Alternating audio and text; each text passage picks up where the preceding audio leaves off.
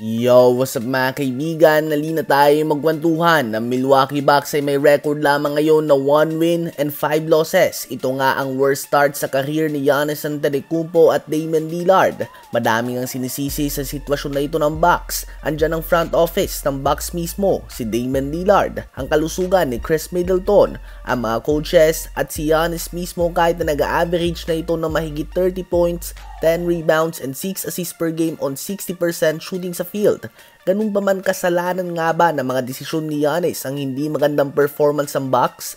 Madami nga nagsasabi na pinersa nga daw ni Giannis na i-trade si Jrue Holiday para kay Damian Lillard kaya naman karma nga daw ito. Well, linawin lang nga natin ang mga komento sa social media at gumawa tayo ng konting research. Base sa report ni Adrian Wojnarowski ng ESPN, ayon mismo sa GM ng Bucks ay hindi nila pinaalam kay Giannis ang trade na ito. Hindi nga daw nila kinonsulta ang two-time MVP dahil alam nilang hindi ito papayag. Dahil may loyalty nga si Giannis sa kanyang mga kaibigan o pamilya at kapatid nga ang turing nito kay Holiday. So base sa report na ito at base mismo sa GM ng Milwaukee Bucks ay walang kinalaman si Giannis sa trade na naganap.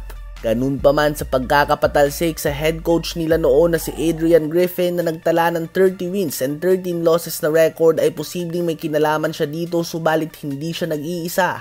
Ayon sa report ni Shams and The Athletic noon ay nawalan ng tiwala si Giannis at ang Bucks veterans kay Adrian Griffin and eventually pinatalsik siya despite the winning record. Ganun pa man ay dininay ni Giannis ang kanyang involvement sa pagpapatalsik kay Griffin at sinabi na nagulat nga daw siya subalit naiintindihan niya ito dahil business nga daw ang NBA at the end of the day. Personally, sa palagay ko ang lahat ng ito, ang pagkakatrade kay Holiday na low usage two-way player kapalit si Damian Lillard na high usage offensive player, ang mga injury ni Chris Middleton at ang biglaang pagpapatalsik kay Adrian Griffin ay lahat may kinalaman sa record ng Bucks ngayong taon. Ganun pa man sa palagay ko nga ang pinakamalaking dahilan dito ay ang pagkuha nila kay Coach Doc Rivers. Literal na tinapon na nga siya ng Clippers at ng Sixers at tinanggap pa siya ng Milwaukee Bucks. Nagkampiyon siya ng isang beses sa Celtics noong mga oras na sila lamang ang may super team sa buong NBA. At ngayon tulad sa loaded lineup ng Clippers noon at ng Philadelphia 76ers, ang very talented and championship caliber lineup ng Bucks ay nagkakalat pa din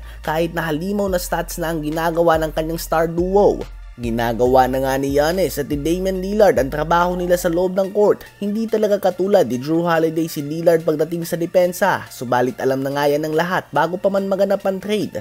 Ngunit ano nga ba ang excuse ni Doc Rivers sa lineup na meron siya kung ang OKC na youngest team sa buong liga ay undefeated pa din? Ang Cavs na may bagong head coach at kulang pa sa chemistry ay may 7-0 na record. Meron siyang MVP level player kay Giannis, si Damian Lillard na gumagawa ng 26 points, 5 rebounds and 7 assists per game. Ano nga bang excuse na dito mga kaibigan? Kayo ba mga kaibigan, ano ba ang masasabi nyo tungkol dito?